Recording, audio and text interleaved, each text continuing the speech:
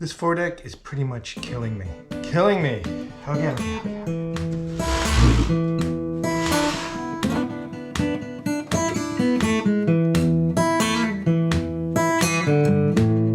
Hello there and welcome to Travels with Geordie. If this is your first visit, my name is Peter Knowles and I live on a pair of classic wooden motor cruisers in and around Victoria, British Columbia, along with my girlfriend Andrea and the loving memory of my pup Geordie. Currently we're aboard Poem here in a boat shed and we have lots to do. Most notably, we got to get to refinishing the cabin top.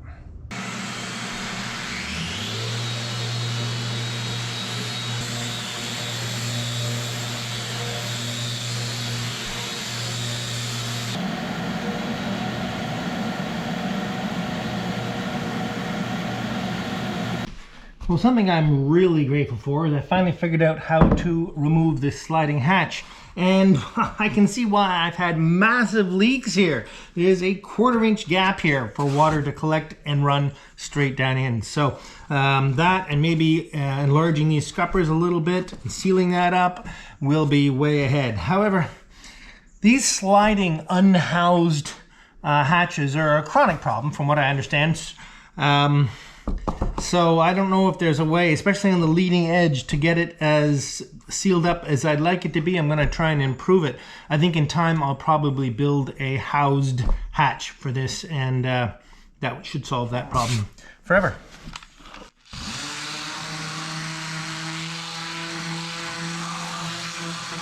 Okay, back to the foredeck. I had not planned to sand it until I put all the caulking and then the paying, in other words, the rubber sealant in the seams, so that I didn't sand it twice because I want to save as much wood here as possible. But because there are so many defects, including this one, which I showed you a little bit earlier, and there was actually one more bung, I want to actually give it at least a light sanding so I can really see what's going on, and that'll also help me deal with what's going on up here and have a better idea how to deal with that. The other big advantage is I'm trying to get all the heavy sanding done to get the dust down, because you got to start varnishing soon and then you can't really sand anymore.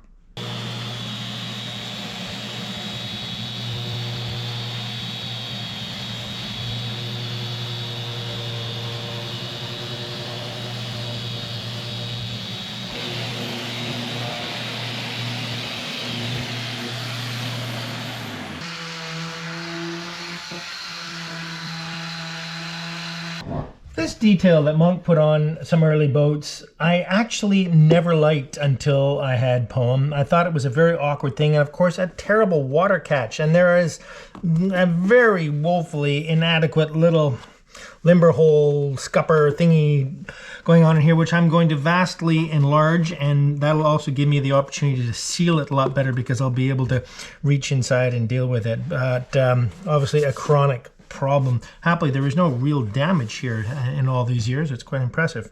This, unfortunately, was a deck fitting for a temporarily installed holding tank, which was in the bow of the boat when Lloyd first bought it. It was really a shame because it was a completely useless toilet and holding tank, but it was meant to comply, I suppose. But it did mean another hole in this beautiful deck that I really don't have a solution to fix. Not this time, anyway. This hole, on the other hand, I might have a fun solution for. Right? Right? Wouldn't that be just lovely? Of course, I still need to work out some kind of door aid, because if I set it up like this, rainwater just goes straight down into the forecastle, which is the thing I'm trying to avoid.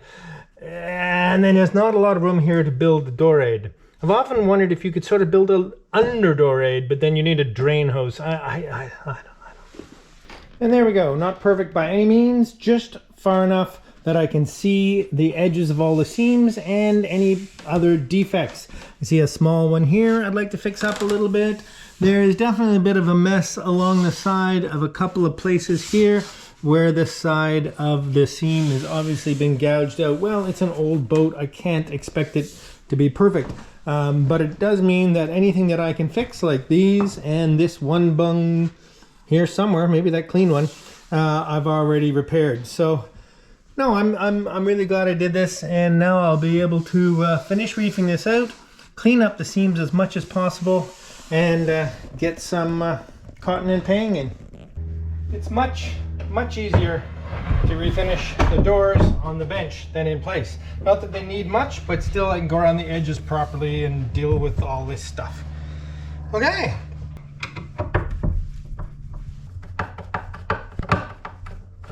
Now, due to the nature of the way these old latches work, I can't actually remove them easily because they're very precarious. But at least by moving the escutcheon, I think that's the correct word, I can sand underneath here and deal with stuff. Okay. This next step is pretty straightforward.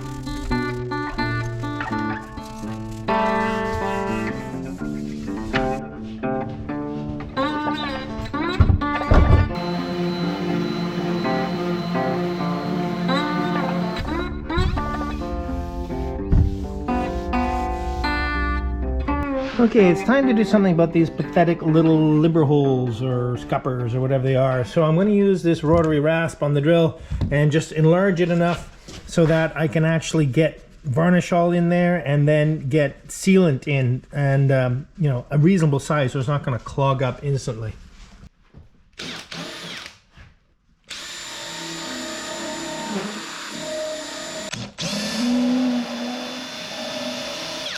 What I don't want to do is cut down into the deck at all, because of course I don't want to make a puddle there. There we go.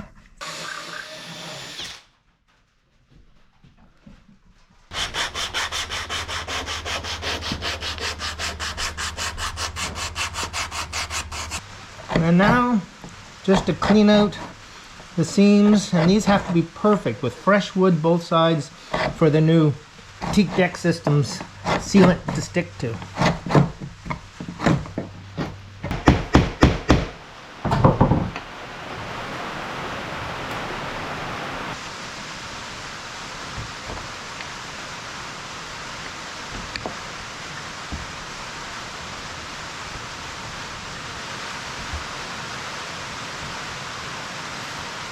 I don't know if you can hear me. I'm having a double the time really reefing out underneath this hatch curb for the same reason I had trouble reefing out underneath this piece of trim. And it's going to get worse over here as well. So I'm contemplating removing the hatch curb. It's only held on by a few screws. They're underneath bungs, but I think it's worth doing. Isn't that what I said just before I tackled that thing?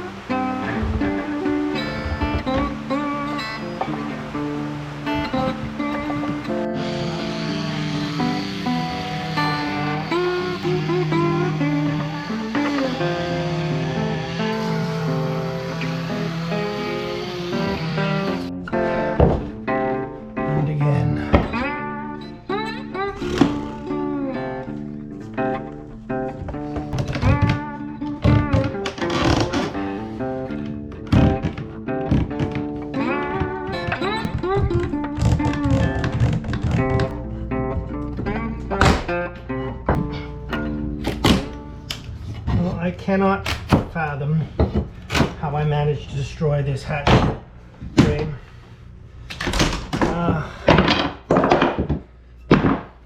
I'm not happy about this. Not happy even a little bit. Not even a little bit.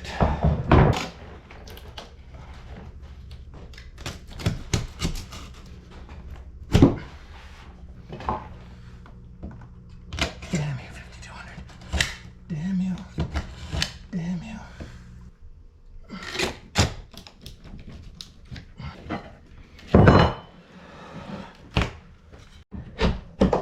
Well, I can reef these joints out properly now. I do have to rebuild a hatch frame, but yeah, was it worth it? I don't know.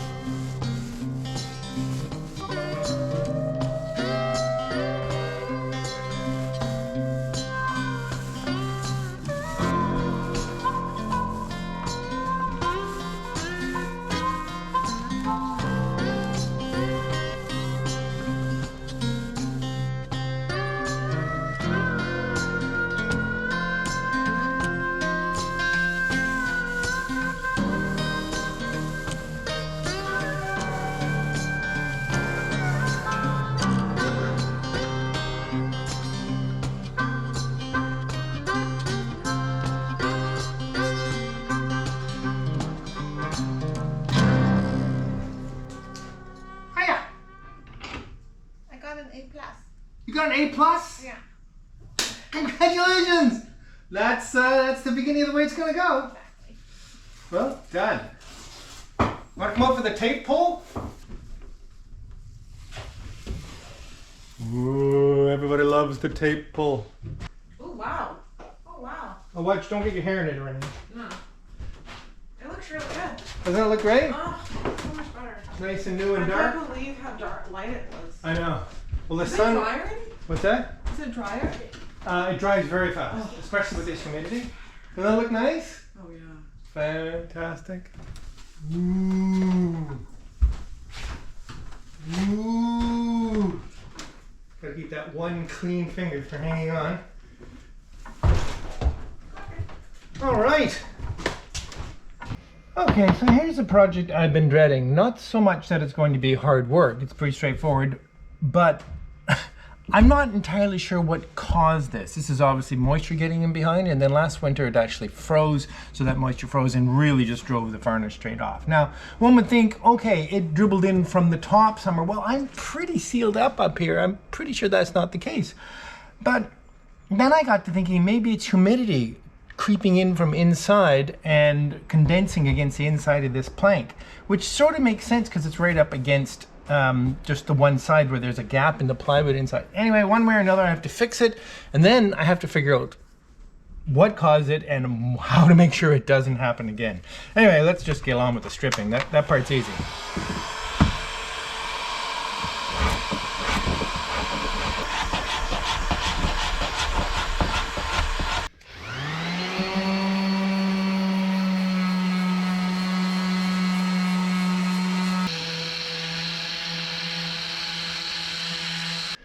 I hate to admit it, but I think I'm going to have to strip this piece because, well, on the other side, it was damaged and I'm stripping it. And if I don't do both sides, there's definitely going to be a color change between the two. I'm surprised. This is Sapele mahogany and this is Sapele mahogany. They were put on at the same time. They're just, something was different about the way they took the tung oil and how well they kept their color. Anyway, I'm not going to stress over that, but one way or another, I gotta tidy this up.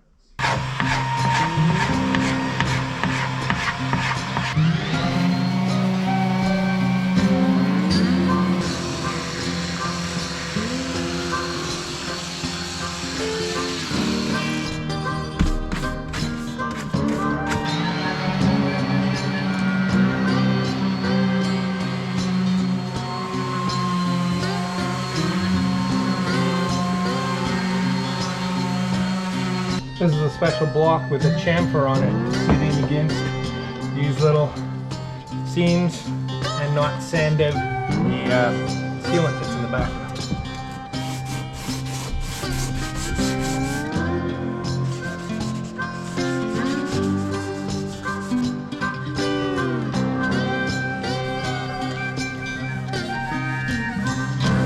Okay, in an effort to seal up this aft sliding hatch a little better, obviously the main thing I've discovered is this huge gap in the corner here where water can just drain right into the cabin. But there's also these two little scuppers here, and they're a bit small. Scuppers, limber holes, I'm not sure what you call them in this application. So I'm going to enlarge them slightly, or at least join them together using my coping saw. And this is a tool I do not use very often, so it'll be fun to give this a go. Of course, the neat thing about these is that they can be taken apart and installed through, take the blade off and installed in place. Now, I'm very likely to scratch up my nice new paint job here, so I think some little sliding pads. There we go. To tell you the truth, I'll be impressed if I pull this off because it's a little low. Okay.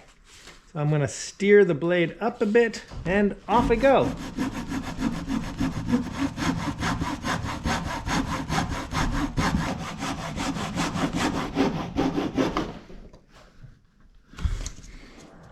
There we go.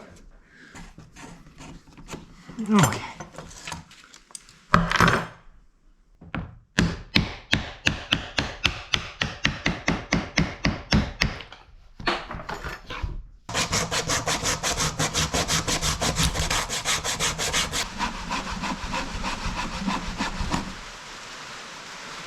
All right.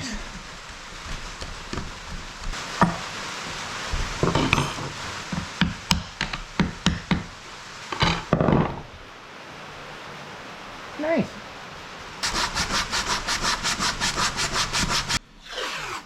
I'm going to run a bead all the way around this frame, and I don't want too much of a mess on the cabin top, so I'm going to tape it, but the actual frame still has to be sanded and stained, so there's no real harm if I get some sealant up there because I'll just sand it off.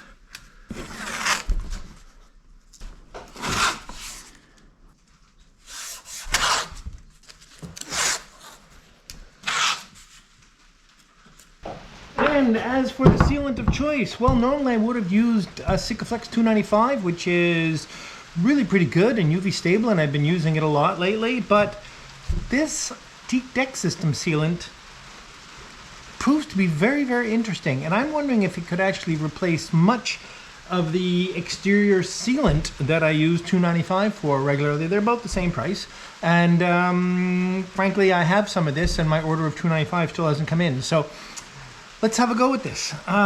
Yeah.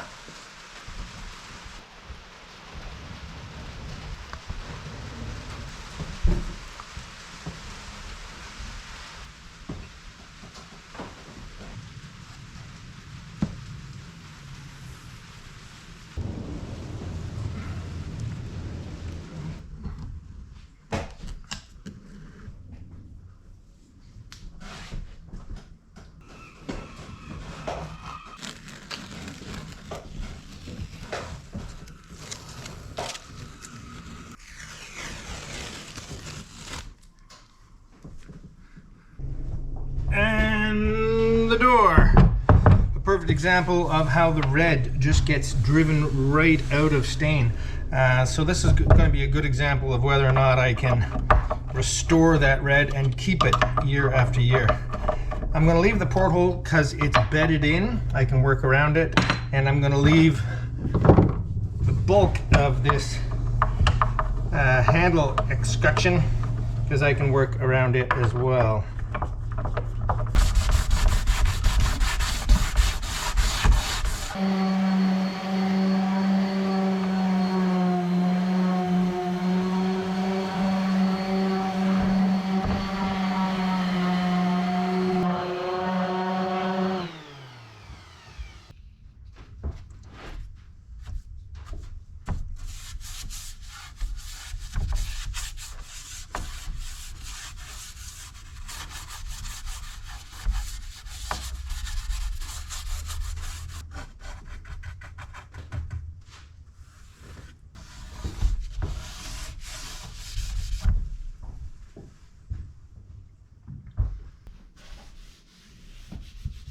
I love it. I love it.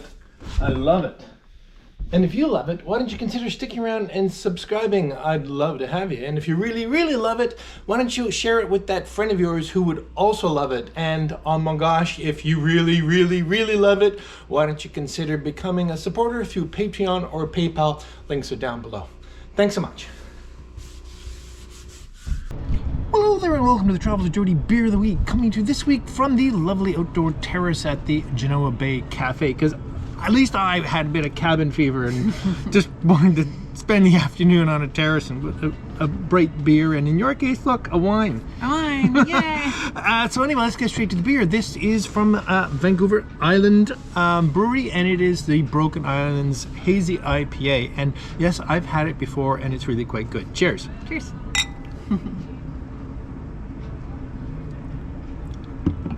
Yes, that is fabulous. Really quite fabulous. It's not as deep a hazy as some, but wow, not bad at all. Okay, let's get straight to last week's winner. Who was? Who was David Kalask 7714. Congratulations, David. And to Cheers. claim your shirt, simply get a hold of us at swag@travelswithgeordie.com, and we'll make sure you get your shirt. Cheers. And we have a few people that came aboard as Patreons. Excellent. Thank you ever so much. We have Doug, and then we have, forgive me, Emil Blazel Brackenhelm. Congratulations. That was well done. We also have Erica. Thank you. And David J. Well, thank you so very much to all of you. We are so very Cheers. grateful. Cheers.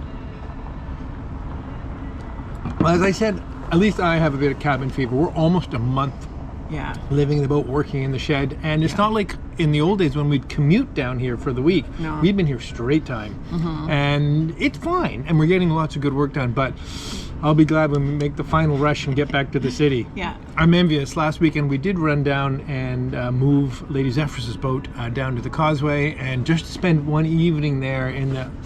I miss city life. Yeah. Yeah, you do. He's really All right, well, let's drink to that, and Cheers. what should we have for a word of the week? How about cabin fever? I think that's perfect. Cabin fever, you know what to do with it. See you next week. Cheers. Cheers.